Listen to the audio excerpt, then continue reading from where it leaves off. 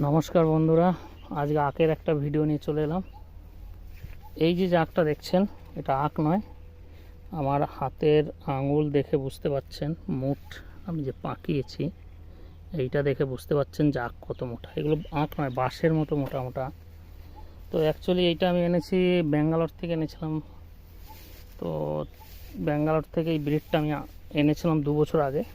দেখুন এক একটা আখের গোলাই আমার হাতটা কত বড়, দেখুন এত বড় হাত।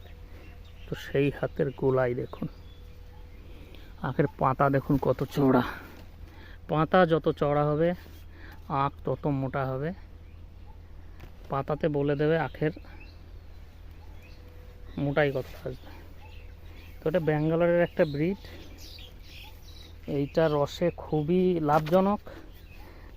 যারা চাষি তারাও বেশি দামে বিক্রি করতে পারে, প্লাস যে সমস্ত মেশিন পার্টি আছে যারা রস বিক্রি করে তারাও একটু ভালো রকমের প্রফিট করতে পারে। আর গুড়ে তো এর জবাব নেই। এটা যদি 1 বিঘে জমিতে ঠিকঠাক চাষ করা যায় তো 150 টিন অবধি গুড় হবে। এটা একদম মানে 150 টিনের বেশি ছাড়া কম নয় 1 বিঘে জমিতে। কিন্তু এটা লাগানোর নিয়ম হচ্ছে, আখের থেকে আখের দূরত্ব, এই যে দূরত্বটা দেখছেন, এই আখের থেকে এই আখের দূরত্ব 3 ফিট। আর আখের লাইনের থেকে লাইনের দূরত্ব মিনিমাম আপনাকে 4 ফিট দিতেই হবে, নাহলে কিন্তু প্রোডাকশান কম আসবে। তো এই জাতটা অ্যাকচুয়ালি একটু উগ্র জাত, মানে হচ্ছে অন্য অন্য আখের থেকে এর গ্রোথ লেভেলটা অনেক হাই। তো আপনাদের যদি এই আখ নিয়ে কোনো প্রশ্ন থাকে, কেউ যদি এই আখ চাষ করতে চান, অবশ্যই আমার সঙ্গে যোগাযোগ করতে পারেন।